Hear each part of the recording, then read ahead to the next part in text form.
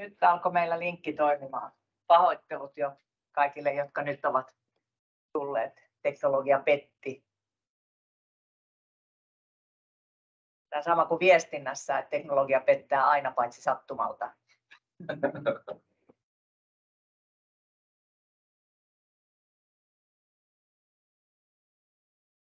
Odotetaan hetki, että ihmiset pääsee sisälle.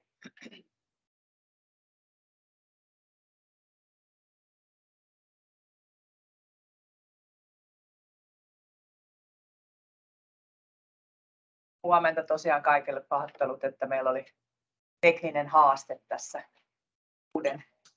uudenlaisen järjestelmän kanssa.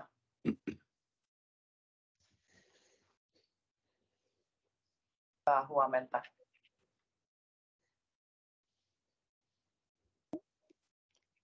Huomenta. Vielä kovasti ihmisiä tulee tulossa sisään, niin odotetaan vielä minuuttia. Pahoittelut kaikille, jotka ei ollut tuossa ensimmäisessä pahoittelussa vielä kuulolla.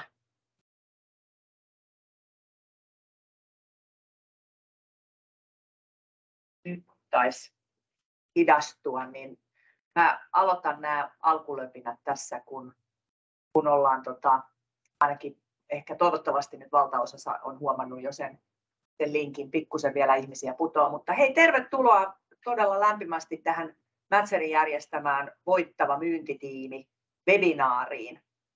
Ja siis tosiaan puhutaan siitä, että millä tavalla just sun myyntitiimistä saadaan se markkinan voittava tiimi.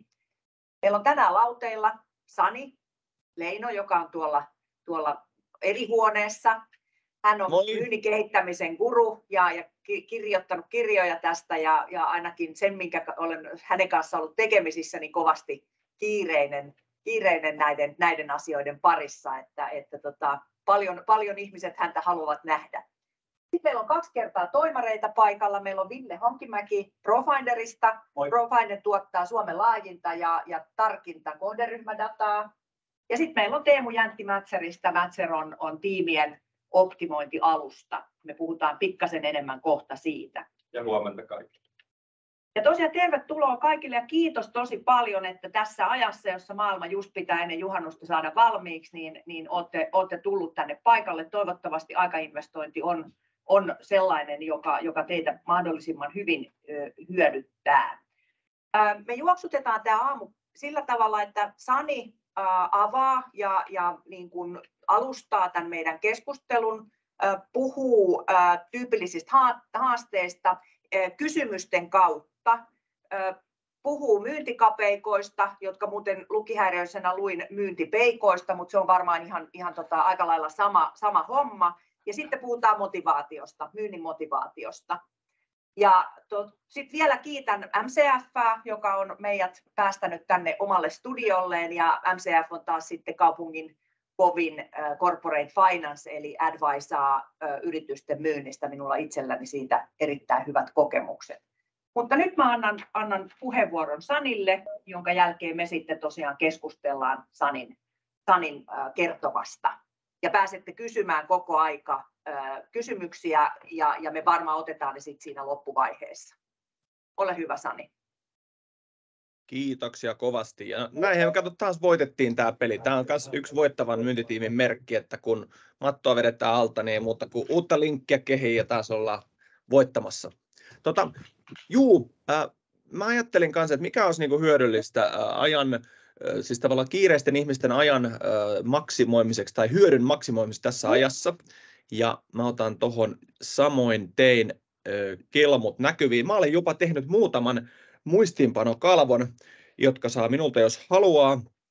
Ja tämä on ollut tämän vuoden, kuluneen ehkä 1,5 vuoden aikana jotenkin erityisen niin kuin pinnalla, että miten meidän kannattaa rakentaa meidän oma joukkue, miten meidän joukkueessa voidaan. Ja sitten mä älysin, että totta kai en mä voi heittää kaikille erilaisille organisaatioille, niin kun tässä on 3 vinkkiä, miten sinä juuri voitat, vaan ne kysymykset pitää selvittää johtajien toimesta. Mennään niihin pian. Erittäin lyhyesti. Viimeisen 20 vuoden aikana mun fokus on ollut myynnin tai asiakaskokemuksen parissa. Enemmän tai vähemmän. Pari kirjaa kirjoitettu Jos joku haluaa kuulla horinoita myynnistä, niin löytyy Spotifysta myyntipodi. Enempää mä en käytä tähän itseni esittelyyn. Mutta nämä on joka päiväisessä arjessa. Me mietitään asiakkaiden kanssa, että mitä siellä heidän organisaatiossa voitaisiin tehdä niin, että kulttuuri voi paremmin ja ihmiset voi paremmin ja tietenkin myynti kehittyy.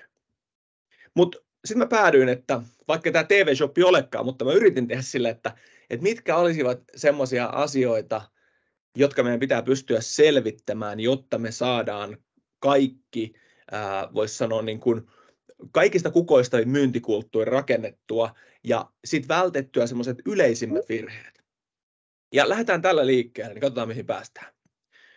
Ensimmäinen on tavallaan itsestäänselvä asia, että nyt meidän pitäisi kurkistaa erityisesti myynnin performanssin niin kuin sisälle, mistä meidän myyntimme koostuu, mikä on myynnin nykytila. Ja tässä nyt vaan niin kuin näytän esimerkin, ettei jää epäselväksi, koska tämä nyt on niin yläpilviheitto, niin yleensä paljastuu, että me ei ihan täysin pystytä tietämään, missä meidän organisaatio menee ihan muutamalla kysymyksellä. Ja mä kysyn nyt teiltä, ei sun ei tarvitse tässä vastata, mutta pohdi. Kuinka monta kaupallista kohtaamista teidän myyjänne pitäisi esimerkiksi tehdä viikko- tai kuukausitasolla, jotta hän saavuttaa oman myyntitavoitteensa? Jos miettii, että mä vedän myyntiä, niin kuinka monta kohtaamista viikkotasolla myyjien pitäisi tehdä tai yksittäisen myyjän, jotta hän saavuttaa myyntitavoitteensa?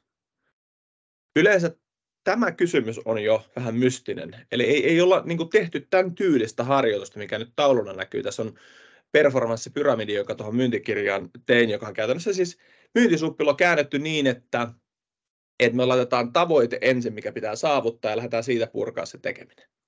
Ja nyt se idea on se, että meillä on kaiken maailman dashboardeja ja CRM:ia, mutta harva oikeasti pystyy niin kuin yksilötasolla tunnistamaan, että miten kunkin myyjän tavoitteet suhteessa sitten siihen myyntitavoitteeseen niin tällä hetkellä toteutuvat. Tai siis mikä on tällä hetkellä niin kuin se performanssin taso.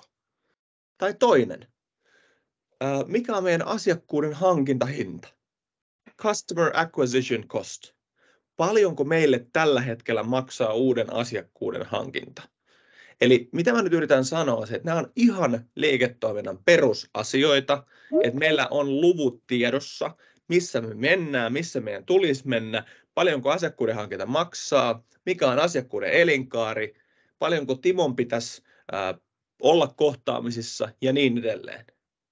Niin eihän me voida lähteä kehittämään niin sanotusti liiketoiminnalliset näkökulmat mitään, jos me ei tiedetä nykytilannetta millään tavalla. Ja miksi mä sanon tämän nyt heti alkuun vähän niin kuin tylsästi, että me ei mentykään niin kuin sydän edellä ja ihminen edellä on se, että tämä yleensä nämä numerot, ne rajut luvut paljastaa aika mielenkiintoisia asioita yleensä. Sitten kun ne luvut laittaa, ajatellaan vaikka, että sä kävisit ihan niin kuin tietyllä lailla tylsästi ton performanssipyramidin luvut läpi ja sitten sä huomaat hetkinen, että meillähän on valtava tempoero yksilöiden välillä tai meillä voi olla, että Maiju-Liisa, kun pääsee asiakkaalle, niin sieltä tulee tarjouksesta, mennään yhteistyöaloitukseen todella paljon isommalla prosentilla kuin Raimo-Liisa, eikö vaan? Eli sitten paljastuu numeroiden avulta yleensä sellaisia asioita, mihin kiinnittää jatkossa huomiota. Se on niin kuin step 1. Step 2. Miten teillä voidaan näin niin kuin kulttuurin näkökulmasta? Ja tämä on myös sellainen asia, että niin kuin se on mielenkiintoista huomata sit keskustelua, kun sä meet vaikka, mä käytän esimerkin, että myynnin vetäjä tulee ja kertoo, että näin meillä mennään ja tämä on tämän vuoden tavoite ja henkilö poistuu huoneesta, niin sitten lähdetäänkin kertoa ihan toisenlaista tarinaa esimerkiksi myyjien toimesta. Ja sitten siellä on käytännössä ihan erilainen käsitys siitä, että minkälainen kulttuuri meillä tällä hetkellä vallitsee. Ja tässä nyt aika helposti voisi sanoa näin, että se kannattaa myös selvittää. Ja mä oon joskus, tämä ei ole nyt mikään niin kuin, yritän kertoa ja kehua, kuinka upea työkalu tämä on, mutta mä annan esimerkin. Tässä on Sales Culture Audit-niminen työväline, jota me on tehty muutamiin organisaatioihin, kun sitten on tavallaan päässyt keskustelun myynninvetäjien tai johtajien kanssa, että miten teidän kulttuuri voi myynnillisesti. Uskaltaisi ihmistä antaa palautetta, kokeeko se sitä, että heillä on niin kuin hyvä olla ja voi sanoa, että heidän ideat otetaan esille ja heitä kuunnellaan, niin että se ei ole mutu, vaan se on jollain tavalla mitattu. Ja sitten selviää, että okei, nämä on meillä asiat, joihin tulee kiinnittää huomiota. Ja työvälineitähän nyt on siis maailma pullollaan, mutta pointti on se, että tiedämmekö, että se ei ole mutulla, vaan onko meillä jotakin tietoa siitä, mitä meidän omat myyntijoukkueemme jäsenet kertoo, että tämmöinen fiilis meillä tällä hetkellä on. Näin meidän kulttuuri voi. Mä koen, että mulla on mahdollisuus sanoa ja se tulla kuulluksi, mun ideat otetaan vastaan, jolloin silloin myyntiä kehitetään koko tiimin toimesta, eikä vain jossain niin kuin norsunluutorneissa. Eli kysymys 2. Jos kysymys 1 on, miltä performanssi näyttää, kysymys 2, miten kulttuuri voi? Ajatteletko, että se on varmasti hyvä? Tiedätkö, että perustuen tiimin jäsentä antamaan palautteeseen jonkun työvälineen avulla meillä on huippumeininki? Ja sitten nämä on kehityskohdat. 3, joka on tietenkin yksi tärkeä teema koko tälle webinaarille ja ehkä myöskin syy Matcherin olemassaololle, erityisesti myös tässä markkinassa. Eli tiedämmekö, onko meillä tietoa siitä, minkälaisia myyntivahvuuksia meidän tiimimme jäsenillä on? Ja toisekseen, mitä ehkä tulisi vielä olla, jota ei ehkä vielä niin paljon ole. Koska me niin kuin edelleen vähän liikaa kerrotaan, että henkilö on niin kuin hyvä tyyppi ja hänhän on semmoinen dynaaminen tekijä. Mutta sitten kun me niin kuin kysymys kuuluu, niin että mistä me tiedetään nyt, että jos me ei puhuta niin kuin persoonallisuudesta ihan vaan, niin kuin, että millainen persona hän on, niin onko hänellä vahvuuksia tähän annettuun vaativaan tehtävään modernissa asiantuntijamyynnissä esimerkiksi?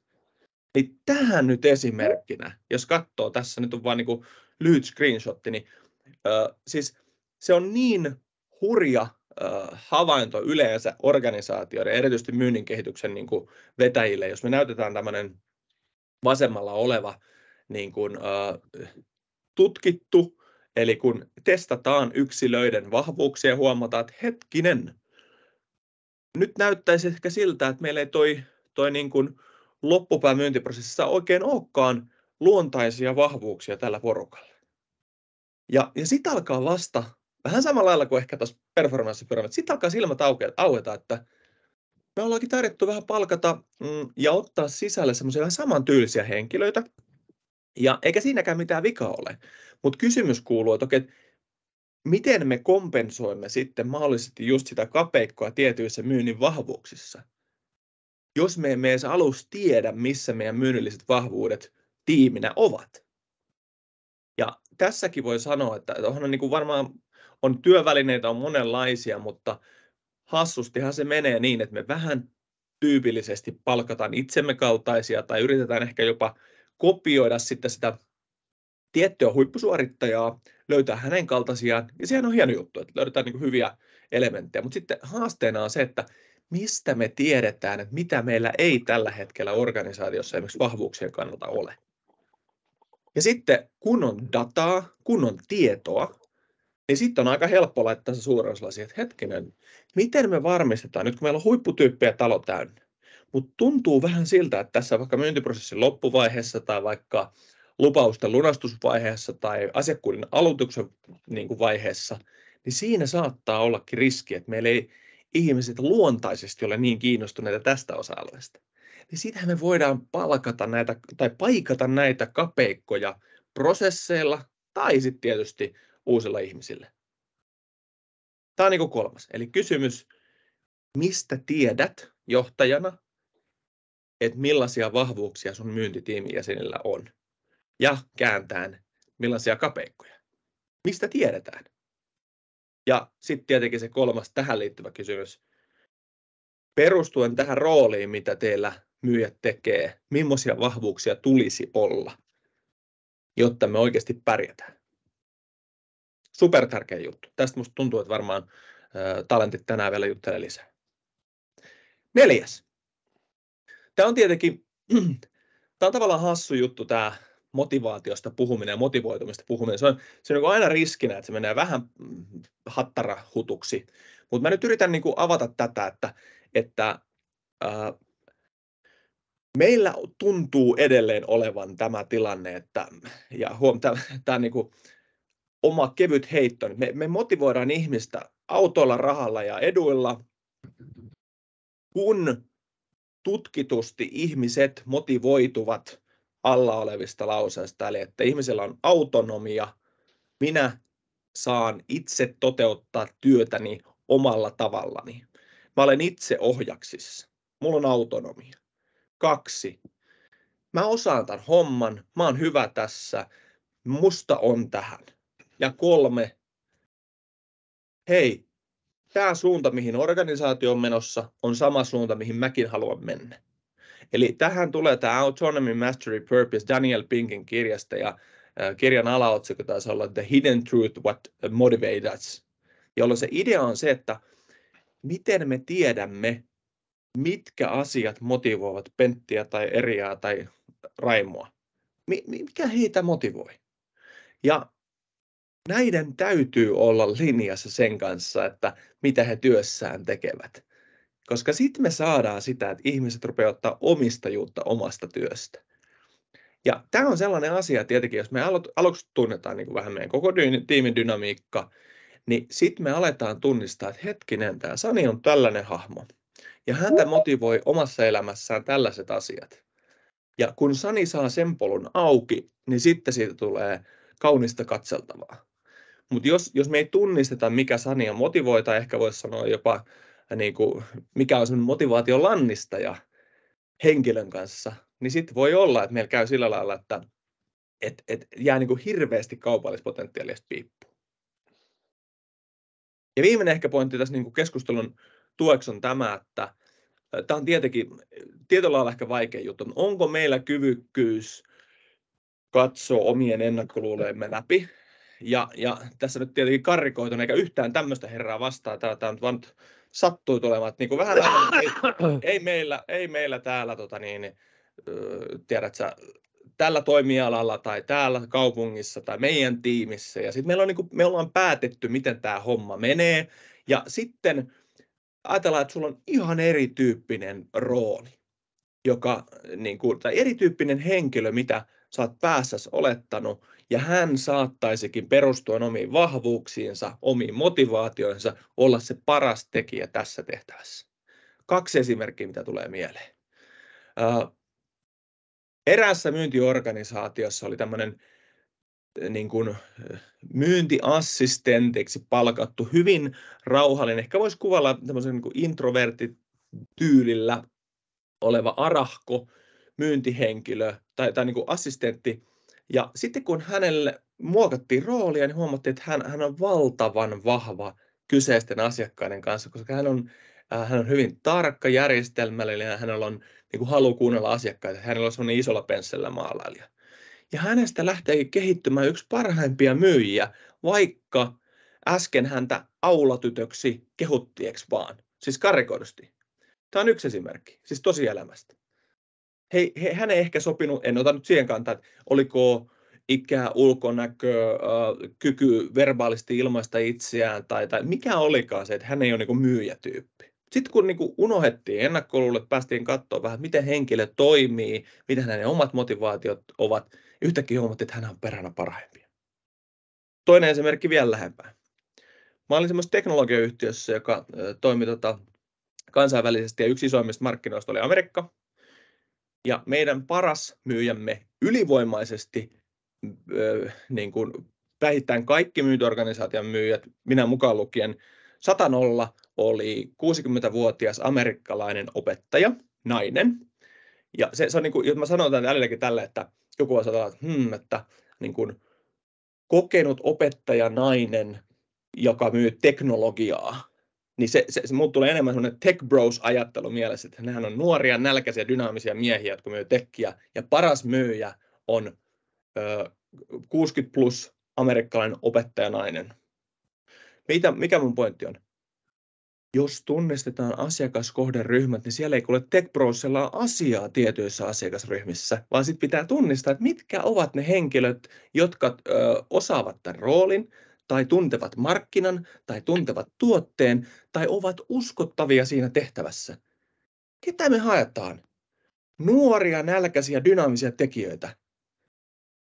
Siis niin jos sä katsot työhakuilmoituksia, niin sehän on jumakotsi vitsi, minkälaista kamaa me haetaan. Me haetaan niin semmoisia samannäköisiä hologrammikopioita, kun ei meidän pitäisi kiinnittää huomiota näihin asioihin laisinkaan, vaan tutustua siihen, että mikä tätä yksilöä motivoi, miksi hän on tullut tähän yhtiöön, miksi häntä kiinnostaisi yhtään myydä asioita tässä organisaatiossa.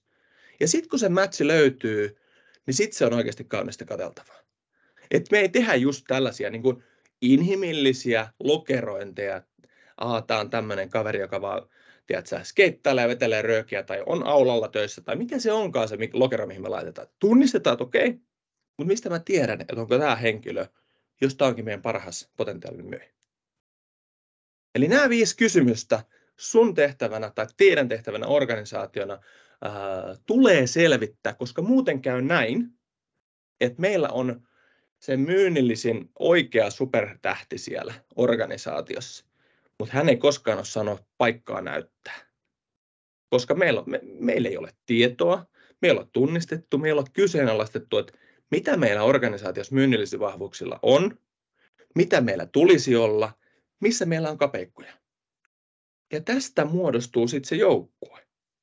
Ja sitten me saadaan tämäkin kaveri lentämään eikä murjottamaan, että koska hän ei pääse toteuttaa itseänsä tässä. Täytyy muistaa yksi sanoma, muistaakseni Aittamäen Mika, entinen esimieheni Selectuksen ajoilta, sanoi hienosti, että modernissa työelämässä, erityisesti nuoremmalle sukupolvelle, työ ei ole enää eliehto, vaan se on vaihtoehto. Jolloin meidän täytyy tunnistaa, mikä sitä nuorta dynamoa oikeasti motivoi ja luoda edellytykset hänelle, että hän pääsee niin kuin lentämään. Jolloin mä toivoisin, että jokainen organisaatio ihan aidosti pohtii näitä kysymystä. Vielä kerran summaan tämän. 1. Kun kurkkaat performanssiin konepelin alle, mitä sieltä löytyy? Paljonko on hitreitti tarjouksesta kauppaan, asiakkuuden hankinta, hinta, tarvittava tempo tapaamistasolla. Mikä se sulla onkaan sun bisneksessä? Asiakkuuden elinkaaren arvo ja niin edelleen. Mitä sieltä löytyy? Se tyypillisesti ohjaa sua niin kuin tiedon kautta kohti niitä mahdollisia kapeikkoja. Sitten kysytään, mitataan, otetaan niin sanotusti vähän kylmää vettä naamalle ehkä, tai kehuja, miten meidän kulttuuri voi. Tökätään sinne vähän multaa, että miltä se kulttuuri tällä hetkellä tuntuu. Tuntuuko, että ihmiset haluavat antaa inputtia sinne vai tuleeko se ylhäältä niin kuin nyrkillä naulattuna, että näin meillä mennään. 3. Ketä ne ihmiset on? Mikä Mattia motivoi? Missä Timolla voisi olla myynnillisiä kehityskohteita? Missä Liisa on huippu, jossa hän ei tällä hetkellä pääse toteuttaa itseänsä täysille? 4. Mikä näitä henkilöitä motivoisi sen pinnan alla? Meinaan, kun löytyy se todellinen motivaatiotekijä, niin eihän silloin ihmistä pysäytä mikään, kun hän nimenomaan ottaa omistajuutta, haluaa tässä tehtävässä hänen oman motivointikeinonsa kautta päästä sinne, minne hän haluaa. Ja 5. Älä niin kuin päätä etukäteen, vaan testaa ja katso sitten, että miten hommat toimii. Koskee vaikka uusia myyntimalleja tai uudenlaisia myyntihenkilöitä sekä tiimiin. Mutta tämmöisellä paalutuksella mä ajattelen, että ehkä saatte jotain keskusteltavaa. Katsotaan, mihin päästään. Omasta puolestani kiitoksia, että sain tulla avaamaan tämän websun. Hyvä. Tosi paljon kiitoksia, Sani. Ainakin mulla heräsi todella paljon ajatuksia, että miten tässä omassa tehtävässäni ja omissa tehtävissäni voin paremmin olla avuksi. Mun mielestä Sani puhui paljon niin kuin datalla johtamisesta. Miten tiedolla voidaan johtaa myyntiä paremmin? Ei pelkästään seuraamalla CRM:stä niitä tyypillisiä asioita, euroja ja tarjouksia ja näin poispäin. Muutama termi, minkä mä haluan nostaa, on tämä kaupalliset kohtaamiset. Ja jotenkin niin kuin tuntuu, mun elämässä on muutamissa hallituksissa ja katon aika montaa firmaa, niin se yksi avainongelma tuntuu olevan siinä kaupallisten kohtaamisten määrässä. Toinen oli mun mielestä loistava termi tempoero, joka tietysti voi olla niin, että tempoero on niin kuin merkittävä tai sitten joku tekee, niin kuin, temmot voivat olla eri paikoissa, mutta tämän termin otan ainakin itse palettiini. Ja sitten vielä oli yksi termi, motivaation lannistaja. Mielenkiintoinen ja varmasti tosi tärkeä juttu teille mietittäväksi, että jos motivoitte, mutta millä tavalla lannistatte niitä teidän myyjiä. Mutta erinomaiset kysymykset, ainakin itse aion ruveta kysymään näitä itseltäni ja tiimiltäni ja viemään niitä eteenpäin. Se on pakko nyt mätseriläisenä mainita, että Mätser auttaa tähän kulttuuri, myyntivahvuus, motivaatio ja jopa siihen ennakkoluuloasiaan. Eli sillä tavalla niin kuin, meiltä saa apua kaikkiin noihin kysymyksiin. Mutta päästetään meidän seuraavat vieraat niin kuin alttarille, jos aloitetaan siitä, että kerrotte nopeasti, että miksiköhän te mahdatte olla täällä, ketä ootte ja miksi myynti on teille tärkeää. Ville. Kiitos. Onkin mä Ville tosiaan. Huomenta kaikille. Mätseri on tullut meille tutuksi ihan käytännön tarpeen kautta Profinderilla, koska me ollaan eletty sellaisia vaiheita, joissa me ollaan tunnistettu yksinkertaisesti nimenomaan näitä kohtia, mihinkä Sanikin tuossa tarttui ja mikä säkin Reetta nostit tuossa. Me ollaan tunnistettu aivan konkretian kautta se, että miten se auttaa eri vaiheissa ja varsinkin yrityksessä, jossa meilläkin niin kulttuuri on, me ollaan 6 vuotta vanha yritys, vähän aikaa sitten täydettiin, itse olen ollut 3,5 vuotta siinä nyt toimitusjohtajana, niin kulttuurihan oli jo ennen minun aikaa. Tietysti haluaisin sanoa, että olen luonut sitä kulttuuria pitkään näin poispäin jo. Mutta se oli jo siellä olemassa, mutta että miten kasvattaa sitä lisää, miten pitää sitä yllä, miten mitata sitä, niin tämä onkin ollut mielenkiintoinen kysymys ja siihen haluaisin palata vielä tuonnepana. Anna sanan eteenpäin.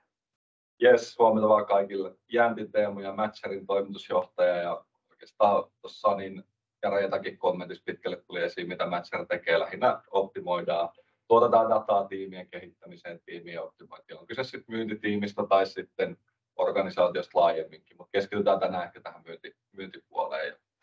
Ja hyviä avauksia tuossa, niin ehkä otan pari koppia heti poimin tuosta. Ehkä Sani mainitsit vähän siitä kulttuuriauditista ja siitä, että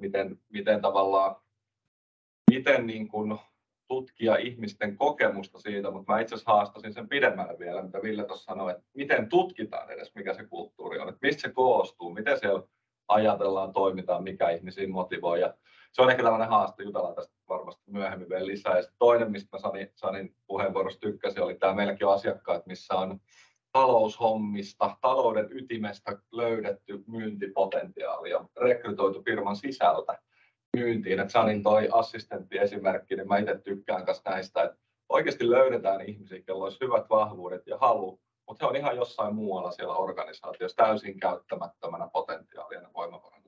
No jäi niin itselle ehkä tälleen, niin 2 tärkeintä pointtia tuossa Sanin puheenvuorosta mieleen huomasin. Joo, ja sitten kun se myynti on paljon muutakin kuin se nälkäinen soittelija ja kauppaklousaaja, niin jotenkin muistan omasta organisaatiostani, kun oli oma firma, niin siellä oli semmoisia niin kuin myyntiin vahvasti vaikuttavia ihmisiä, jotka eivät edes itse havainneet niin kuin olevansa myyntihommissa, kun toivat liidejä tai jotain muuta. Mitä haluat nostaa jotain tuosta Sanin puheista, että mikä sulle siinä resonoi eniten? No joo, siis SaaS-yrityksen ja datan kanssa jatkuvasti puljaavana yrityksenä, niin sanoisin näin, että nostaisin heti sen ensimmäisen pointin, sen mitattavuuden. Eli jos jotain on tullut opittua tässä matkan varrella 3 vuoden aikana, niin on se, että systemaattinen toimintatapa, siihen pitää rohjeta, ryhtyä, eli lähteä sinne niiden datan numeroiden kautta etenemään, mutta että systemaattisuus ei ole missään nimessä kulttuurin vihollinen. Joo. Jos jotain on oppinut tässä.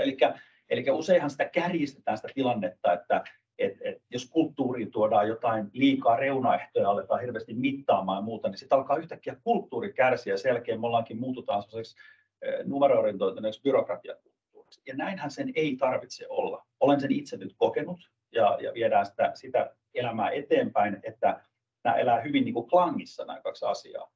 Mutta että se ei missään nimessä, että jos tiedetään missä mennään, niin kaikilla on paljon helpompi hengittää. Ja sitten taas kun se kulttuuri pysyy siellä ja saadaan ihmisiä rekrytoitua, meitä on nyt 34, mutta että saadaan rekrytoitua siis ihmisiä, jotka jakaa ne kulttuurilliset arvot, mitä meillä jo valmiiksi on, niin tämähän on se pointti, että ei kannata niin kuin, ryhtyä semmoiseen hazardiin, että aletaan niin kuin kokeilemaan, kun on olemassa keinoja, esimerkiksi Mässerin kautta nähdä, että miten tämmöinen tuleva ihminen istuisi kulttuuriin. Niin kyllä mä sanoisin sen, että se on ehkä suurin oppi, mitä on, että systemaattisuus on ja kulttuuri voi kulkea käsi kädessä. Joo, mulla on sparranoista toimitusjohtaja, joka edellisessä työssään oli joutunut täysin erilaiseen kulttuuriin. Ja kaikki oli tavallaan tosi hyvin, mutta koska kulttuurimätsi oli sitä ei ollut, niin hän sitten päätti nostaa kytkintää puolen vuoden kuluessa. Et se on kyllä, ja sen takia aina tietysti se virherekry on olipa se syy mikä hyvänsä, niin sehän on kallista. On kulttuuri vielä ehkä mun mielestä hyvänä. Jotenkin itselläkin on korporaatiotausta, niin useasti näitä kulttuuria ja arvoja oli sellaisia päälle liimattuja ja vähän workshopattu ja vähän vedetty PowerPoint, mutta sitten se arjen kulttuurihan on täysin erilainen aina. Sitten sulla on tiimeissä, yksiköissä on ihan omat alakulttuurit ja ihan omanlaiset mallit. Tämä on myös mikä mua itse aina häiritsee, että meillä on tällainen kulttuuri. Oikeasti. Joo. Niin kuin mä sanoin, mä oon ollut johtamassa tekemässä niitä PowerPointteja, niin pystyy omakohtaisesta kokemuksesta kertoa, että ei se pidä paikkaa. Mutta tämä on mun mielestä myös, mikä joskus aina unohtuu sitä, että kun mekin niin johtajina varsinkin halutaan, että me puhutaan hienosti meidän firmasta, meillä on nämä, se todellisuus siellä voi olla hyvin erilainen eri yksikössä eri tiimissä. Itse olen nukkunut erään lääkefirman arvojen tyynyliinalla. Ja en ole varma, toiko se paljon sitä kulttuuria niin kuin jotenkin yhtenäisemmäksi, että me vaimo nukkuu kulttuurityynyliinalla. Mutta joo, se on just tällainen, mitä säkin sanoit, että se kulttuuri niin kuin hioutuu vuosien varrella ja sitä jotenkin niin kuin on työntämällä vaikea johtaa. Jokaisen ihmisen jokainen teko on kulttuuriteko ja siitä se sitten syntyy.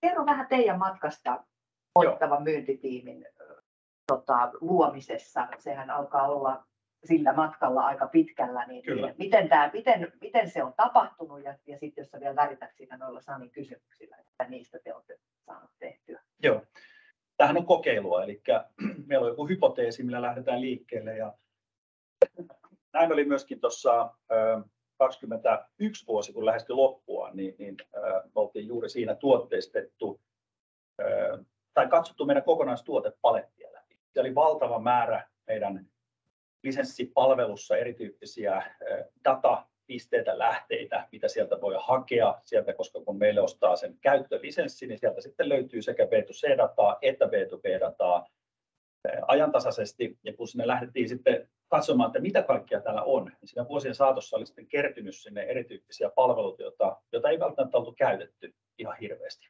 Ja me lähdettiin sitä yksinkertaistamaan hyvinkin voimakkaasti. Ajateltiin, että viedään kaikki ihan myyntidekeistä siitä yksinkertaisesta mallista eteenpäin siten, että se olisi mahdollisimman helppo myydä, ison porukan myydä. Ja lähdettiin siitä hypoteesista liikkeelle, että palkataan erittäin osaavia, jo kannuksensa ansainneita ihmisiä 22 vuoden heti alusta lähtien, niin lähdetään rekrytoimaan meille.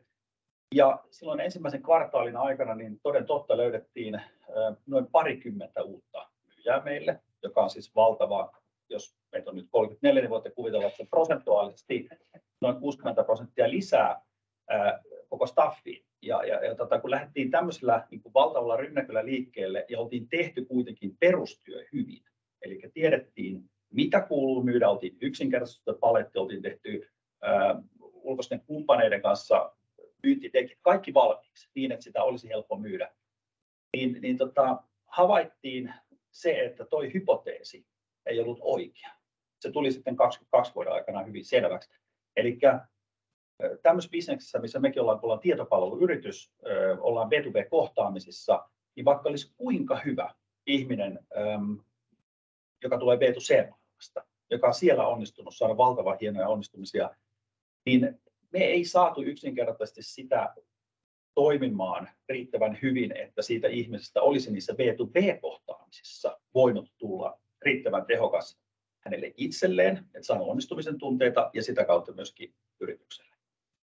Ja silloin me tajuttiin, että nythän tässä on semmoinen juttu, että tätä täytyy alkaa niin kuin näitä motivaatiotekijöitä ja ihmisten niin kuin taustoja ja persoonallisuuspiirteitä alkaa tutkimaan paljon paremmin ennen kuin rekrytoidaan niin kuin massalla.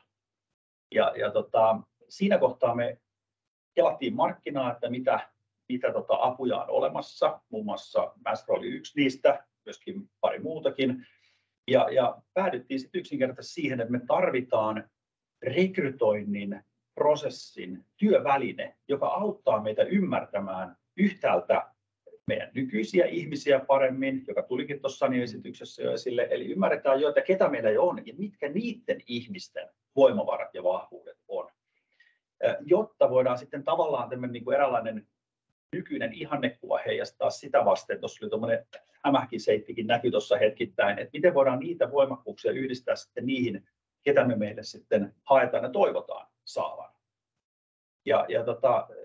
Tämä meillä tuli todelliseen tarpeeseen myöskin rekrytoinnissa, uusien rekrytoinnissa, koska kun meillä haastellaan kahdessa vaiheessa, eli siinä on ensimmäisessä haastattelussa 2 myynnistä, joko esimies tai ei, ja sitten toinen haastattelu, jossa mä olen aina mukana yhtenä, ja sitten siihen tulee joku muu mukaan. Useinhan tilanne on se, että kun on rekrytointihaastattelua, siihen vähän niin kuin pölähdetään paikalle. Ei olla hirveän niin kuin valmistauduttu, ehkä joku CV, oliko jollain CV:tä ja sai 10 minuuttia ennen sitä tapaamista, että minkälainen tyyppi meillä on tulossa ja näin. Tämähän ei ole siis se oikea tie.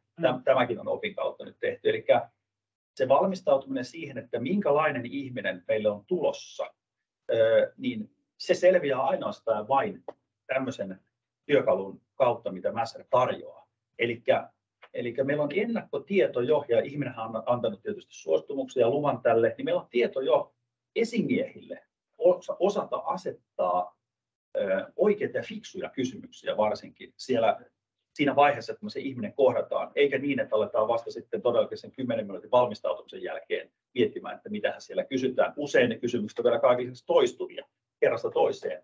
Mutta jos me nähdään hyvä tausta ja ollaan tehty se tästä ihmisestä ja nähdään hänen niin kuin syvempi kuva, niin se antaa kaikille paljon enemmän. Se auttaa sekä yritystä että potentiaalista rekryttävää. Se säästää myöskin aikaa, ettei istuta turhaan siellä palaverissa, niin ymmärtää tilanne paljon paremmin ennalta. Eli sekä sisäinen työkalu että myöskin siis ymmärtää nykyisiä ihmisiä, joka on osoittautunut todella hyödylliseksi, että heijastamaan sitä kuvaa myöskin tietystikin näihin meille tuleviin kulttuuriin sopivia ihmisiä, istuvia ihmisiä mukaan. Tämä on ehkä semmoinen, mitä eli tavallaan kaikki, mitä Sani kertoi, niin sitä olette tehnyt. No, kyllä se näin voi sanoa. Sani itse asiassa hyvin kiteyttävä meidän prosessi. Kyllä. Eli jos mä vielä summaan, niin ymmärsinkö oikein. Eli te olette lähdette siitä niin kuin helposti myytävyydestä ja siitä, että se teidän tarina on niin kuin timantin kova. Sitten lähdette massalla palkkaamaan, huomasitte, että vähän jarruu kiinni ja meidän pitää olla niin kuin tähdätä tarkemmin. Ei niinkään hallikolla, vaan kiväärillä. Kyllä. Juuri metsästyskurssin suorittaneena. Ja sitten te lähditte miettimään, että millä tavalla te ymmärrätte niiden ihmisten sitä työmotivaatiota paremmin, jotta te osaatte siihen kulttuuriin ja teidän tapaa tehdä ja teidän tarpeisiin palkata paremmin. Ja sitten vielä tunnistatte vähän rekryprosessia, että mitkä askeleet siinä on. Kyllä, juuri näin. Just näin. Ja miltä näyttää nyt?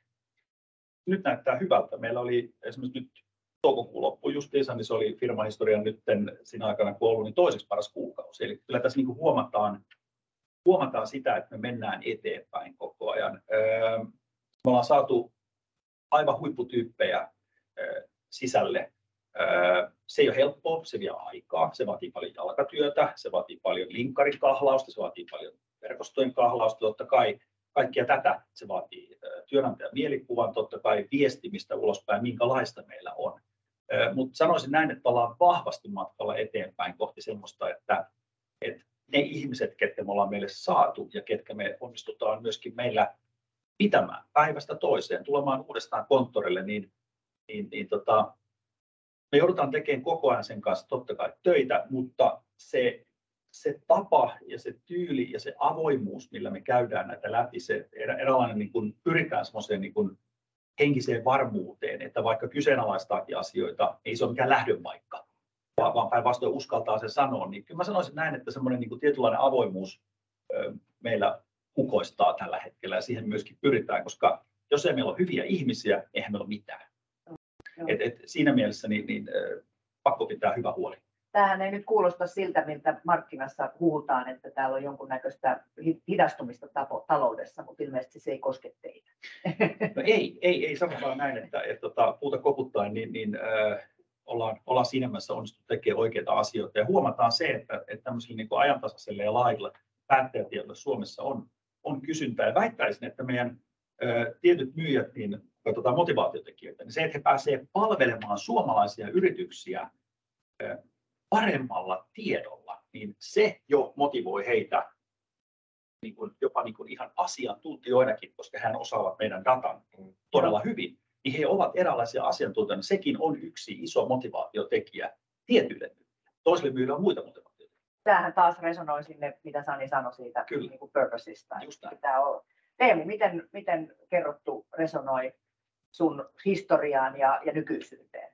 Mä ehkä tarttuisin ekana tuohon hypoteesiin, koska on tässä itselläkin kokemusta siitä, että kun lähdetty myyntitiimiin rakentaa tai myyntirekrytointeja tekee, että ollaan tehty hypoteesi, joka on saattanut osoittautua juurikin virheelliseksi. Että sehän voi lähteä eri kautta, että onko se, että millaisia myyntihenkilöitä meillä on, millaisia me tarvitaan, tai itse asiassa millainen se myynnin prosessi suhteessa asiakkaaseen on. Että itsellä on varsinkin ehkä vähän niin kuin oppimiskokemuksia, mä haluan välttää sitä eilen alkavaa sanaa, niin oppimiskokemuksia nimenomaan siitä, että ollaan lähdetty, vaikka niin Matcherinkin myynnin alkutaulutuksessa katsoa, niin lähdettiin ehkä enemmän siitä, että tämä on puhtaampaa ehkä niin kuin tuote, platformimyyntiin, mutta sitten kun ollaan tavallaan nähty riittävästi asiakkaita, eli ne kohtaamiset, mihin Sanikin viittasi, niin ollaan itse opittu, että kyllähän tämä keskustelu on enemmän ratkaisumyyntilähtöisempää ja paljon monimutkaisempaa. Ja nimenomaan hirveän tarkasti miettiä, silloin kun lähdet sitä myyntitiimiä niin analysoimaan, rakentaa, niin lähtee siitä, että mitkä ne hypoteesit oikeasti on siinä tiimissä, siinä kulttuurissa, motivaatiossa, mutta ei unohdeta sitä niin kuin asiakaspuolta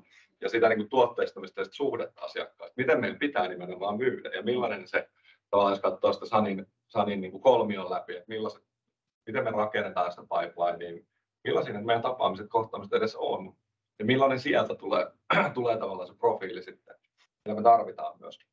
Se oli varmaan niin kuin ensimmäinen asia, mihin mä tuossa kun kuuntelin, niin pystyin hyvin samaistumaan tuohon, että tehtiin myös erilaisia hypoteesioletuksia. Ja sitten ehkä toinen, mikä tulee tuosta niin kuin motivaatiotekijöiden kautta, että kun kuuntelee sua ja ehkä osin myös Saniakin, niin se on hirveän tärkeää, että varsinkin kun ollaan niin kuin myyntitiimiä, varsinkin kasvatetaan, kehitetään tai ollaan tällaisessa voimakkaan kasvuvaiheessa, että mistä löytyy ne tietyllä tavalla jaetut motivaatiotekijät, koska se on sellainen kuitenkin tietty liima siinä, kun sä tuut tiimiin, niin sulla on hyvä olla jotain yhteistä, jotain jaettua, koska sitten palataan ehkä siihen, että sun äsken mainitsemaan ystäväesimerkkiin, joka oli jossain, missä oli ihan hyvä olla, mutta sä et niin kuitenkaan olossa. Niin useasti se johtuu just siitä, että mikä se on tietyllä tavalla se sun liima sinne. Se tulee sieltä sun syvistä motivaatiotekijöistä, työarvoista, eli miten tavallaan niin sitä niin huomioida. Ja ehkä sitten kolmas pointti, mikä ehkä tuli mieleen tuosta niin rekrytointiprosessista ja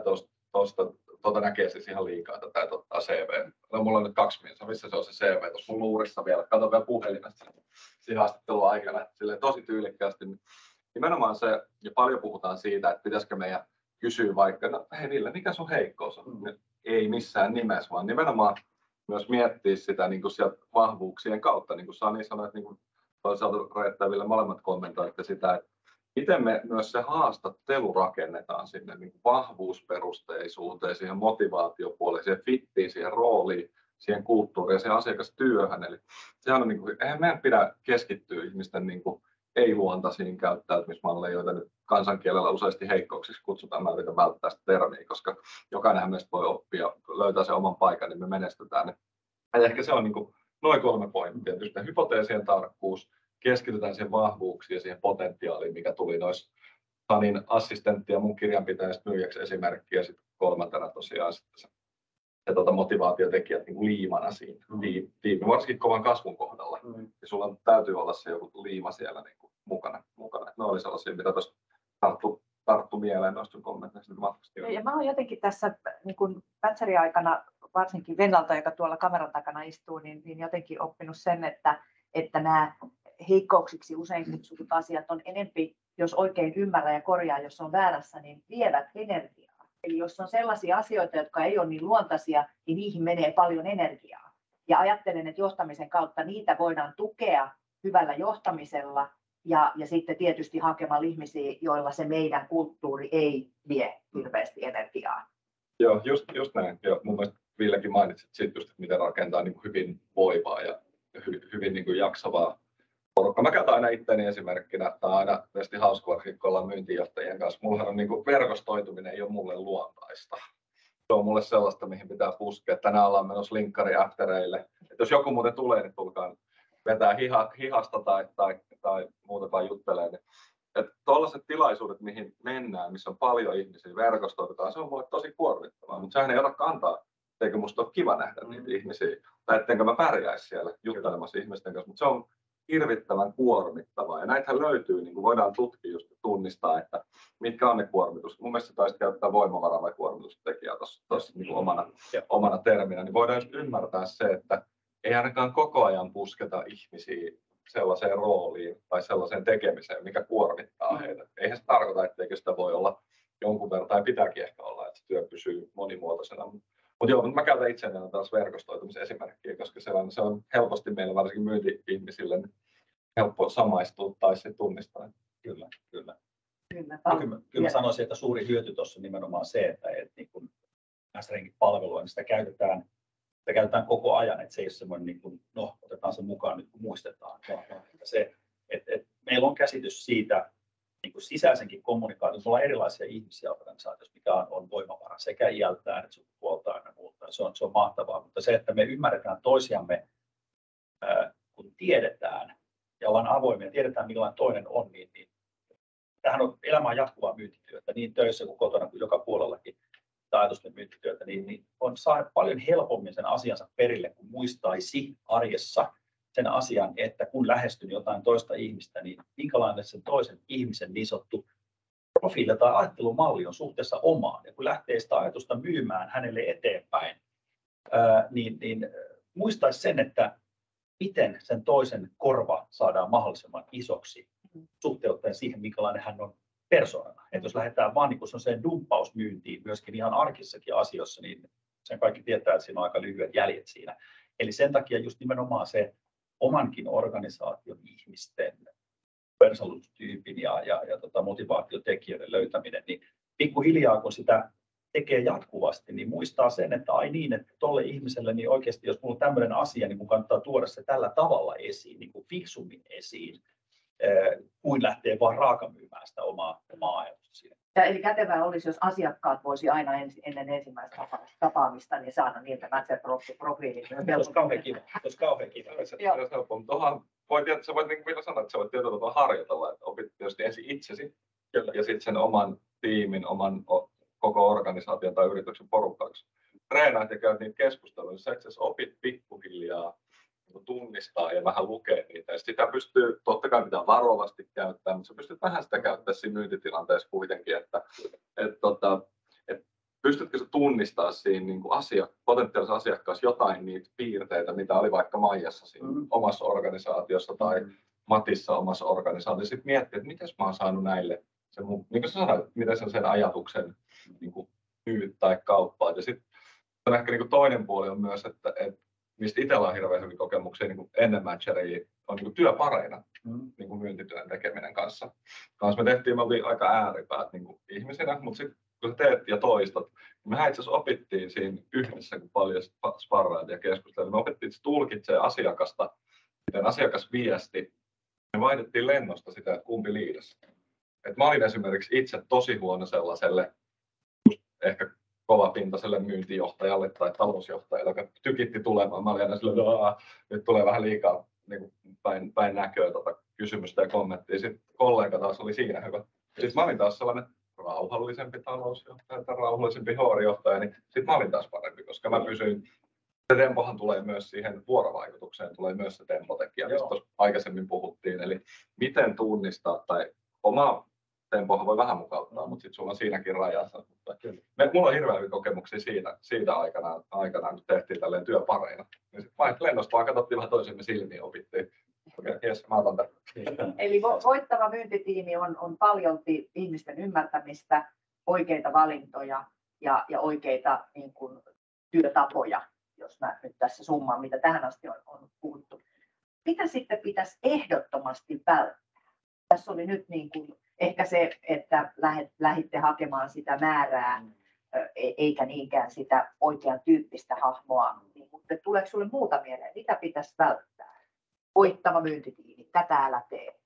Sunning Bullet kohta 4, kaikkia mustaa sen ulkoa, mikä saa yksilöt motivoitumaan, niin siellä oli 3 kohtaa, siellä se autonomia oli se ensimmäinen sana. Ja silloin mä mietin just tähän kohtaan sitä, että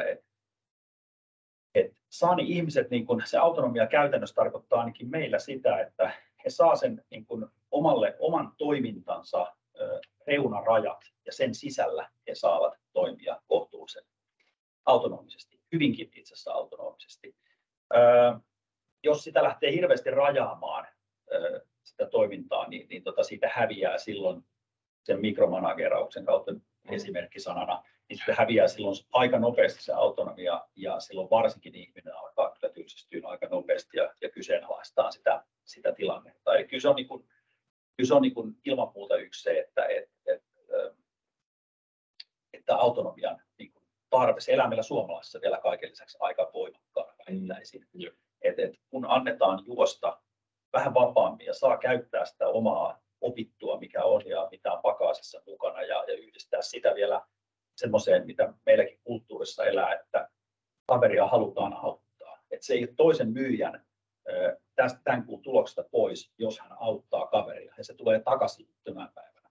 Että se tieto kulkee, se avustaminen kulkee siinä lähellä. Sen takia meillä esimerkiksi myynti haluaa olla hyvin paljon konttorilla, koska he haluaa toistensa kanssa niin kuin käydä semmoista luontaista keskustelua siellä. Ja minusta se on hieno asia, se on todella iso voimavara meidän yrityksessä.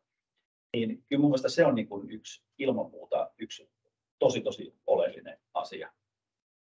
Ja sitten mä palaisin siihen todellakin siihen yhteiseen tavoitteeseen, että se ymmärretään, että se ei ole hähmäinen, että sitä toistetaan, että se on todellakin kaikilla niin kuin mielessä, että jos tähän sitoudutaan tähän hommaan, kun on tullut töihin ja näin monta tuntia käytetään tähän per päivä ja halutaan myöskin tuoda se osaaminen sitä kautta, niin jos se yhteinen tavoite ja varsinkin sen tavoitteen saavuttamisen kommunikointi ei ole avointa, niin kyllä siinä on sen jälkeen olla aika isossa ongelmissa. Että kyllä se niin kuin meilläkin niin me käydään meidän viikkopalvereissa kerran kuussa ensimmäinen perjantai, niin me käydään ihan firman tulosta myöten kaikki läpi, että kaikki tietää, missä me mennään. Et jos ollaan tulosorientoitunut, niin meillä ihmiset on kilpailuhenkisiä, se tulee muun muassa meidän kehityspäivillä esille, kun on muita kilpailuja, muita niin hyvin voimakkaasti, että ollaan todella niin kilpailuhenkisiä. Se on hieno asia, mutta se, että silloin ihmiset on sitoutuneita siihen tietynlaisen niin dataan ja haluun menestyä itsekin. Ja silloin vähän täytyy tietää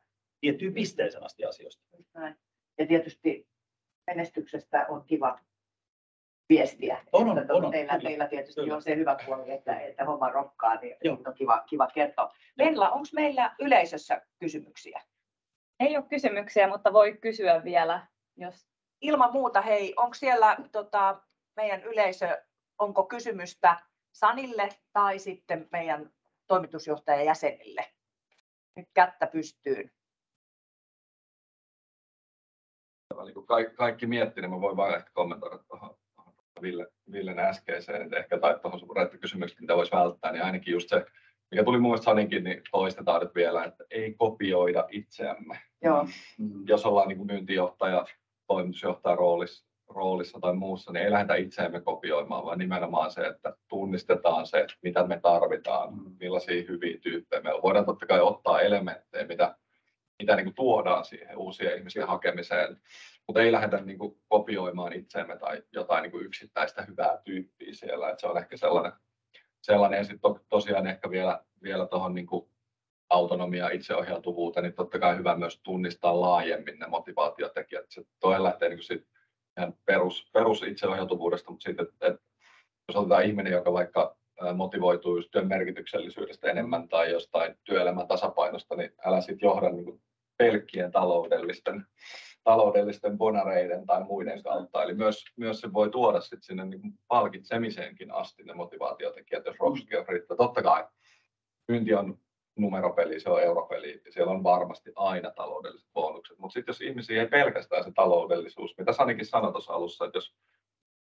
raha ei pelkästään motivoi, niin miten rakentaa sit motivaatiota tai kompensaatiopaketit silleen, että siellä on niitä asioita ja sitä kattausta, mitä ihmiset voi myös hyödyntää ja vähän valitakin niiden omien motivaatiotekijöiden kautta. Että olisi ehkä sellaisia vaan, odotellaan niitä kyssäreitä tässä, niin kommentoi vaan tuohon. Tuleeko yleisöstä kysymyksiä? Mä en tiedä, tuleeko yleisöstä kysymystä, mutta mä ihailen kuullut keskustelua. Mä ajattelin, että mä tein yhden kalvon ja mä ajattelin, että mä voisin näyttää sen, jos sopii. No niin, loistavaa. Koska tää on nyt vähän tämmönen, mitä se voisi sanoa, puolihuumorilla, mutta sitten tosissaan kuitenkin. Siis siitä tuli just puhetta tästä, että niinku, mä en ole tavannut ihmistä, joka sanoo, että vitsi on kyllä ahistava juttu, kun mä tiedän, että mitä mun pitää tehdä ja mitä multa odotetaan. Ja sitten niinku, vaikka voisi ajatella, kun näin niinku mutuheittoja sit kuitenkaan mitä, kun kuulee just nyt käytännön kokemuksia, että jos ajatellaan vaikka, otetaan tämä kulma ensin, että ihminen tietää, mitä häneltä odotetaan, että ottaisiin siitä ykköskohdasta vaikka aluksi, niin sitten kun katsotaan tutkimuksia kansainvälisesti, jos tutustutaan, niin kuin, että mitkä myyntiorganisaatiot pärjää paremmin kuin toiset ja miten siellä myynnissä, niin kuin, mitkä ne elementit on, mikä tekee hyvän myyntiorganisaation. Siellä nousee 3 elementtiä. Yksi elementti on myyntiorganisaation oma myynnillinen kyvykkyys, eli siihen, että miten heitä coachataan, panostetaanko myyntiin. Tämä voi selvittää just sillä, että katsotaan niin kuin ihan faktana, että miten meillä panostetaan myyntiorganisaation kehittämiseen, meneekö sinne rahaa, meneekö sinne resursseja, meneekö sinne aikaa ja muuta. Sitten toinen on, että meillä on joku yhteinen dokumentoitu tapa, millä me teemme, joka sitten taas tietenkin kaikki tietää tavallaan, että miten meillä tulisi toimia. Se ei ole hähmää. Me niin kuin toimimme näin. Tämä on meidän standardi. Ja 3 on omistajuus omasta työstä. Ja tässä nyt ollaan puhuttu autonomiasta ja muusta, mutta tunteeko ihminen omistajuutta omasta tekemisestään? Myynnissä se voi tarkoittaa esimerkiksi sitä, että niin kuin ottaa vastuun omasta myyntituloksestaan. Eli mä oon aina pitänyt tämmöisestä ajattelusta, että tämänhän voi henkilökohtaisestikin luoda, että niin kuin mä oon ajatellut näin, että työpaikka on mahdollista ja antaa ponnauslaudan, mutta se on mun duuni tuoda tulokset taloon myyjänä, koska mä olen niin kuin oman myyntini toimitusjohtaja. Ja sitten organisaation tehtävä on tukea mua mun työssäni mahdollisimman hyvin. Esimiehen tehtävä on auttaa alaista onnistumaan, mutta kuitenkin mulla pitää olla joku vastuu omasta tuloksentekokyvystään. Ja tämähän ei voi toteutua, jos henkilö ei koe olevansa sitoutunut tähän yhteiseen tekemiseen. Jolloin niin kuin, sen takia tällaiset asiat, kun ihmiset oikeasti ei välillä tiedä, vaikka me eletään 23 vuotta ja lentävät autot ja systeemit on tuolla, niin me ei tiedetä, että A, mitä multa odotetaan, B, missä mä menen suhteessa mun odotuksiin, tai sitten, että miten mä voisin petrata omaa toimintaa, niin mä pärjäisin vielä paremmin. Ja tämä on niin kuin vain yksi elementti noista jutuista. Eli nuo kysymykset, kun tavallaan kun menee tutustumaan, ja mun mielestä vaikeahan tietenkin on tuossa ehkä se tietyllä lailla inhimillisin elementti, eli se, niin kuin, että otetaan, otas mä jaan pois, että otetaan se niin kuin ennakko-oletukset, kun ne on niin syväkoodattu ihmisissä. Jos haluaa psykologiasta tutustua tarkemmin, niin siellä on semmoinen käsite kuin thin slicing, joka liittyy meihin ihmisiin. Me muodostetaan pienistä tietopalasista nopeasti kokonaisuus. Ja sitten suomeksi sanotaan lokeroidaan ihmisiä. Se on niin kuin ollut tarpeellista läpi historian. Mutta sitten kun mä katson myyntiorganisaatioita ja me puhutaan diversiteetti sitä, diversiteetti tätä, niin eihän meillä oikeasti mitään diversiteettiä ole organisaatioissa. meillä saattaa nykyään olla yksi elementti, sukupuolen diversiteetistä puhutaan vähän, mutta mitä siis te niin kuin, keskustelutyylin diversiteetti, motivaatioiden diversiteetti, iän, koulutustaustan, historian, tiedätkö? Et me ymmärrettäisiin, että jos me halutaan saada mahdollisimman laaja-alaisesti vahvuuksia käyttöön, niin ei me vaan voida perustaa tietoa siihen, mitä meillä tällä hetkellä organisaatiossa on, ja yrittää saada sitten niin kuin heidän kavereitaan liittymään. Tässä vaan muutama niin kuin alleviivaus. Kysymys yleisöstä.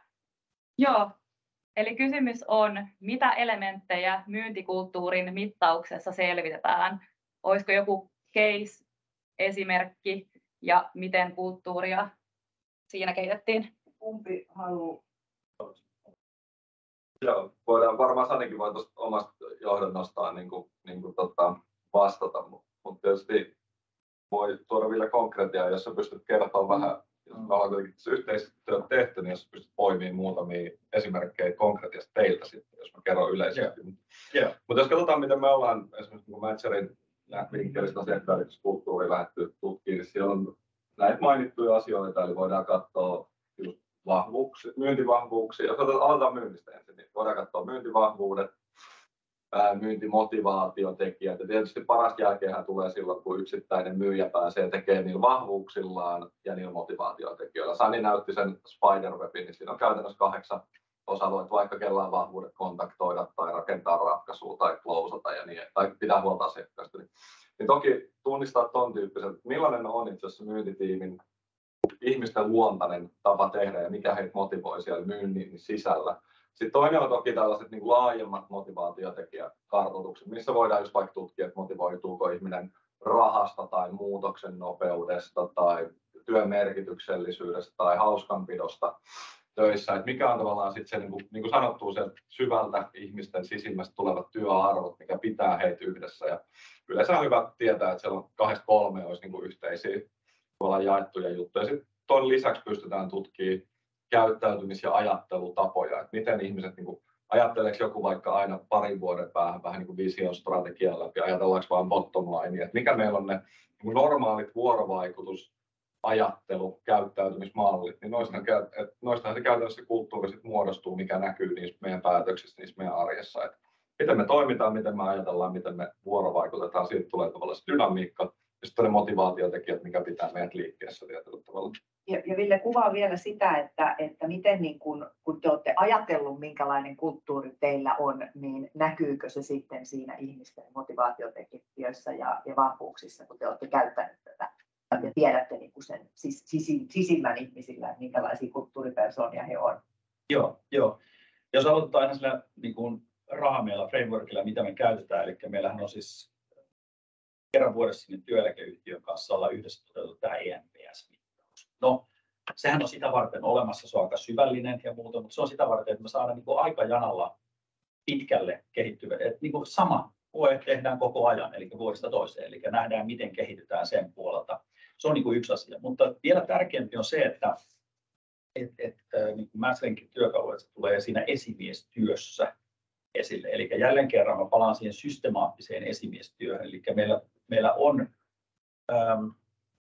kehityskeskustelu, kuulostaa kahden jääkältä ja vanhanaikaiselta, mutta edelleen se on sitä. Ihan niin kuin Sanikin sanoi tuossa, jokainen ihminen tarvitsee ne rajat ja rakkautta, ja niin se vaan on, se elää meissä syvällä meissä ihmisissä. Meidän täytyy tietää, mistä kulkee. Ja ne ei voi olla häämäisiä ja jätetä vaan niin kuin leijumaan. Niin se pitää toteutua näissä esimiestyössä, niin näissä tapaamisissa, joita voi kutsua kehityskeskusteluiksi tai joskus vastaaviksi, niin että ne toteutuu säännöllisesti viikoittain, ne toteutuu tietyllä tasolla kuukaudessa, katsotaan vähän pitempi jakso eteenpäin, kvartaalissa katsotaan taas vähän pitempi jakso, ja että se ei ole aina kiinni pelkästään sen numeraalisessa suoriutumisessa, että ei olla koko ajan vaan siinä kiinni, vaan välillä täytyy ottaa myöskin semmoisia pulsseja, että katsotaan, että miten sen henkilön oma kehittyminen esimerkiksi seuraavan puolen vuoden aikana jossain näistä tapaamisista niin tulee olemaan. Mitä siellä on, miten se ihminen haluaa kehittyä, jos ihminen on matkalla kohti esimiestyötä. Se on tietysti oma kysymyksensä, että onko ja mitkä ne taustavaikuttimet sille esimiestyölle esimerkiksi on. Mutta se tulee siellä sitten esille. Eli välillä noustaan ikään kuin niiden numeroiden, sen seuraamisen, varsinkin SaaS-bisnes on erittäin raadollinen bisnes. Kaikki tilausbisnes on muutenkin sitä. Noustaan välillä sen yläpuolelle siinä esimiehen ja sen myyjän välisessä keskustelussa ja katsotaan vähän pidemmälle aikahorisonttiin, jolloin saadaan myöskin se kuva ja se tunne siitä, että missä se ihminen sijaitsee tällä hetkellä suhteessa siihen oletettuun todellisuuteen. Eli kulttuurin ymmärtäminen teillä tapahtuu niin kuin 3 tavalla. Tämä työeläkeyhtiön NPS, sitten teidän niin kuin normaali kehityskeskustelu ja johtamisprosessi ja sitten Matcherin kautta. Eli nämä on ne mittarit, millä. Kyllä. Mitäs Sani, haluatko vielä omia ajatusskaala-esimerkkejä, että miten sitä voi mitata sitä kulttuuria? Joo, mä voin näyttää yhden esimerkin. Toivottavasti tämä ei tarkoitus nyt niinku, me myyntikirjaan laitettiin tämmöinen myyntiyhteisön palautepeili-niminen template, ehkä voisi ajatella. Tämän idea oli vaan semmoinen, että tätä voi jokainen organisaatio tästä lähteä mukauttamaan sitten niinku heille soveltuvia asioita, vaikkapa että miten meidän yksilöt tällä hetkellä kulttuurisen kokevat. Nyt Arto, kysymys taisi olla, että mitä on käytännössä tehty, niin no nyt sitten mä käytin erään asiakkaani kanssa pohjalla. Heidän keskustelun toimesta tehtiin just tämmöinen sales culture audit ja sitten se oli hauska, niin kuin näinhän se monesti menee, että hypoteesi, että meillä täytyy olla ihan hyvä meininki ja varmistetaan nyt vielä, ja sitten tuli 2 erityisen isoa kipukohtaa. Niin kuin toinen oli se, että ihmiset koki, että heitä ei kuunnella, eli heiltä ei ota mitään ideoita, tulee aina yllätys. Ja sitten toinen oli, että esimiehet ja johtajat ovat tavoitettavissa, helposti saavutettavissa, niin se koettiin, että esimiehet ei ikinä läsnä. Eli koettiin, että ollaan koko ajan läsnä, ollaan aina niin kuin helposti lähellä, mutta ei ollut ikinä läsnä oikeasti. Niin kuin se oli se hirveä ero. No sitten tämäkin on aika helppo sitten korjata, kun ajatellaan, että okei, että mähän joka viikko vietän sen palaverin ja teen sen tälleen, niin sitten hän käytännössä tässä tapauksessa varmisti esimies, että hänellä oli pikkasen enemmän yksilötasolla läsnä. Ja se niin kuin noilla ihan simppelillä, mikä se malli on, niin se, että että me saadaan se ei omasta mutusta, vaan tieto sieltä, että tälleen meillä koetaan, se vähän kirpasee. Ja sitten toinen, jos huomataan vaikka, että okei, mulla ei vaan yksinkertaisesti ole aikaa, niin sitten pienillä eleillä varmistetaan se yksilökohtainen niin kuin huomiointi. Tähän vielä henkilökohtainen kommentti, se on niin kuin hauska. Mä aiemmassa työpaikassa, niin meillä oli tulossa mä en muista mikä sisäinen palaveri se oli. Ja sitten oltiin aluksi kollegan kanssa vähän ennen siihen etukäteen. Ja sitten siis me oltiin ihan kollegoita, en ollut esimiesasemassa. Ja sitten jotenkin mä vaan sanoin, että hei, mitä sulle kuuluu? Ja sitten alkaa huuli väpättää ja henkilö purskahtaa iskuun. Ja hän sitten alkaa kertoa niin kuin omassa, se on vähän huolia henkilökohtaisessa elämässä. Niin sitten taas avasi sen, että kuinka vähän me kuitenkin kysytään tommosia, kun me ollaan tässä Teamsissa ja Agendoissa. Niin kuin pysähdytään tietyllä lailla, varsinkin tässä etämaailmassa, niin kuin pysähdytään kuuntelemaan sitä ihmistä, mitä sä voit, mitä sulle kuuluu. Niin toi, että sen kaipuu on erityisen suuri tässä hetkessä, niin se on vaan välillä niinkin yksinkertaista, kun huomataan, että okei, henkilö kokee, että me ei olla ihan niin paljon läsnä. Ja sitten sä tuut ja kohtaat henkilön, jotta hänelle tulee fiilis, että sun tehtävä johtajana tai kulttuurin niin kuin kapteenina on se, että se varmistetaan, että meidän ihmisillä on täällä hyvä olla. Mä pyrin tarjoamaan työkaluja, tapoja, jotta he pääsevät onnistumaan. Niin hyvä. Vastaus tuohon kysymykseen on, että noilla keinoilla käytännössä ollaan kehitetty esimerkiksi erään kotimaisen pörssiyhtiön myynnillistä kulttuuria. Eli kysymällä ja muita mittareita käyttämällä ei mutulla. On ehkä tämä, mikä kuulin kaikilta, että se ei ole sellainen, että minusta tämä näyttää siltä, että mä oon tosi läsnä. Todellisuus voi olla toinen ihmisten kokemuksessa. Kulttuuriakin voi mitata. Se on se niin kuin pointti, että kulttuuri ei ole sille, meillä on ihan hyvä fiilis. Mistä sä tiedät? Eikö vaan? Se oli just, on se sitten ENPS tai joku muu. Kulttuuri voi mitata. Just näin. Onko vielä kysymyksiä? Sitten kysyn vielä viimeiseksi nopean kierroksen voittava myyntitiimi, tärkeimmät 2-3 pointtia. Hyvin lyhyesti, niin että yleisö saa napattua tosi hyvin. Kuka haluaa aloittaa 3 herrastamme? Tässä testataan meidän tempoeroja nyt nopein. 2-3 tärkeintä pointtia voittavassa myyntitiimissä. Mä voin aloittaa sen, että kuulosti siltä nyt kaikessa keskustelussa, että mittaaminen on tosi tärkeää, eikä vain eurojen mittaaminen, vaan laajemmin mittaaminen selvästi. Mutta tämä on muiden kuin fasilitaattoreiden. No, jos mä aloitan siinä mielessä, että tuo mittaaminen ilman muuta tiedetään, missä mennään. Että se on vähän kuin merikartta, että ei vaan seilata siellä täällä. Kyllä mä niin kuin itse pitäisin mäsriä semmoista meidän niin kuin todellakin merikarttana, että osataan luovia oikeaan suuntaan. Välillä mennään vähän enemmän oikealle ja välillä vasemmalle, mutta se merikartta kuitenkin kertoo ja palauttaa niin kuin sen todellisuuden ja sen väylän tietoisuuden. Se on ilman muuta yksi. Sitten mä nostaisin kyllä esille sen, että edelleenkin sen tietynlaisen niin kuin, avoimuuden kulttuurin, semmoisen niin kuin psykologisen varmuuden. Sen että se oli joskus hieno yksi Haaluveljesten tapahtumatoimisto Suomessa muinoin, niin siellä oli toinen niiden veljesten tyttäristä ja oli yllättänyt kysymyksellä isänsä yksi aamupalapöydän ääressä, että oli kysynyt jotain ja isä oli lukenut edelleenkin siinä vaiheessa vielä lehteä, ihan fyysistä lehteä ja oli vastannut jotain, että joo, me vaan tää. Niin tytär oli sanonut, että don't say love me.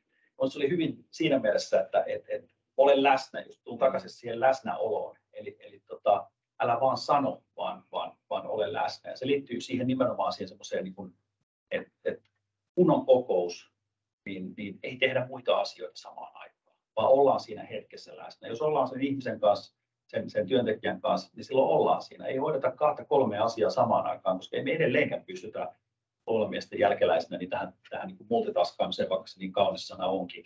Niin kyllä se vain on ihan fakta, että se läsnäolo, koska se säästää aikaa ja vaivaa ja se tuo sen oikean tunteen. Se on niin kuin yksi, mun mielestä se kuuluu siihen yksi avoimuuteen. Siihen liittyy myöskin palkitseminen, eli tasapuolinen palkitseminen, se on sitä avoimuutta myöskin. Siihen liittyy läpinäkyvyys, siihen liittyy niin kuin olennaisuus, minusta tämmöinen niin kuin sen avoimuuteen se palkitseminen. Ja sitten kolmantena kyllä mä nostaisin sen edelleenkin tämän esimiestyön merkityksen, että jotta se onnistuu nämä asiat, että annetaan sitä autonomiaa, mutta myöskin vaaditaan, että ihminen tietää, missä mennään. Niin kyllä se onnistunut esimiestyö, niin se vaatii ihmisiä, jotka haluaa olla esimiehinä, esihenkilöinä. Tänä päivänä käytetään tämmöistä termiä, eli haluaa olla esihenkilö. Eli että se tahtotila on siellä. Jos on ollut huippumyyjä ja haluaa muuntautua, niin se on täysin mahdollista, mutta sen motivaation täytyy löytyä ihmisestä sisältä itsestään, kehittyä siihen uuteen rooliin, koska siinä on palkitsemismalli erilainen siinä esihenkilötyössä. Sen täytyy löytyä sieltä, että se, että vaan annetaan niin kuin ylennys ja nyt saa seuraavana päivänä esihenkilö, se ei vaan niin kuin toimi. Ja niitä on nähnyt niin monta kertaa. Mutta se, että jos se kumpuaa sieltä syvältä, se halu kehittyä, tulla siihen positioon, tulla siihen palveluammattiin ja hoitaa sitä hyvin, niin kyllä mä sanoisin, että se työ niin on tosi tärkeää, varsinkin tämmöisessä erittäin kiivastemmoisessa myyntiorganisaatiossa. Tiiviisti. Ei onnistu ikinä. Nopea vaan tuohon, että miten myös tunnistaa, ketkä on esihenkilön potentiaalia. Tämä on myös tärkeää, että useasti se tehdään, että huippumyyjästä esihenkilöksi tämä klassinen polku. Se on myös tärkeää, että just niin kuin sä sanoit, että miten tunnistaa se syvä motivaatio ja ne kyvyt ja vahvuudet, mitä henkilöllä on. Mutta myyntihän on useasti euro- ja numeropeli, niin mä kääntäisin sen itse asiassa, joo, ne on tärkeitä, mutta eihän niitä tapaamisia, euroja, aktiviteetteja, konversioita ei tapahdu ilman ihmisiä. Eli miten rakentaa se tiimi niin, että ihmisillä on edellytykset menestyä, niin että siellä on esihenkilö, joka on hyvä johtaa just sitä tiimiä. Sitäkin matchia voidaan aina katsoa. Eli lähtisin kuitenkin kaikesta siitä ihmisistä ja niistä vahvuuksista, potentiaalista, oikea esihenkilö oikealle tiimille, koska mitään aktiviteetteja, mitään euroa ei tule ilman porukkaa. Se on se, ja sitten se läpinäkyvyys siitä tiimissä, opitaan itsemistä tiimistä, mennään yhdessä eteenpäin niitä tavoitteita kohden. En mä ton tiivimmin saa. Se oli sulta. Sani? Hyvin kommentti. Yhteisohjautuvuus. Käytännössä siis sillä, että mennään niin kuin parvena kohti sitä yhteistä suunnitelmaa. Meillä on erilaisia liikkeitä siellä parven kalojen kesken, mutta meillä on yhteinen suunnitelma, mihin mennään. Ja se vaatii nimenomaan, mitä tuossa mainittiinkin, että on niin kuin avoimuutta ja on luottoa. Ja tästä päästään, en muista oliko Conrad Hilton vai kuka teki sen valtavastuupyramidin, mutta ideana on tämä, että anna valtaa sinne, missä on tieto. Eli kun henkilöllä on tieto, miten tämä tulisi tehdä, niin anna hänelle valtaa tehdä siihen tarvittavat toimenpiteet. Ja tämä on yllättävän harvinaista edelleen. Meillä on edelleen ihmisiä asiakaspalvelutilanteessa, jotka sanoo, että mä en valitettavasti voi tätä muovikassia sulle antaa, kun meillä ei tämmöinen ja tämmöinen poliisi. Hoida se homma nyt siinä ja anna, niin kuin, käytä itse omaa niin kuin, järkeä ja valtaa, mutta eihän ihmiset tule tekemään sitä, jos kokee, että mun pitää varmistaa tämä joltakin. Niin sen takia valta sinne, missä on tieto. Se, on niin kuin, se vahvistaa eniten sitä, että ihminen kokee, että hei, mulla on myös kyvykkyys tavallaan ottaa roolia tässä. Ja sitten parhaimmillaan me voitaisiin päästä tällaiseen tilanteeseen, jos puhutaan, että meillä olisi tämmöinen niin kuin yhteisohjautuva parvikulttuuri, vai miksikä kukin haluaa sanoa, niin me voidaan vaihtaa johtajia. Eli kierrättää johtajuutta. Silloin siitä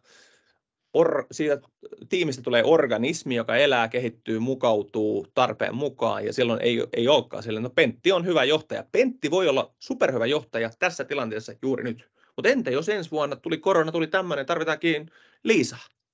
Niin silloin se organisaatio tai se tiimi, niin se mahdollistaa sen, että siellä on myös niin kuin joustavuutta siinä, että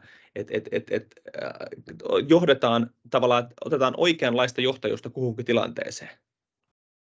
Tässä ehkä nopeat nostot, mitä mä oon itse huomannut. Harvinaista vielä, se on edelleen niin kuin siellä hierarkiapalaverissa ja se on simppelimpää kuin laittaa. Että toivotaan nyt, että Simosta vielä joskus kehittyy ihmisjohtaja. Just näin, näinhän me toivotaan. Eikö vaan? Hyvä. Hei, kiitos kaikille. Ja mä vielä summaan omasta mielestäni, mitä kuulin. Tässä tuli niinku päällekkäisyyksiä. Mittaaminen, avoimuus, ihmiset ja yhteisohjautuvuus. Nämä johtajien kierrätykset ja näin poispäin niin on mun mielestä tuolla ihmisissä. Tuossa oli teille nyt 4 pointtia. Mittaaminen, avoimuus, ihmiset ja yhteisohjautuvuus. Näillä eväillä lähetän teidät torstai-päivään ja kohta viikonloppuun. Kiitos kaikille ja mukavaa päivää. Kiitos. Kiitos. Kiitti. Moi moi. Moi. Moro.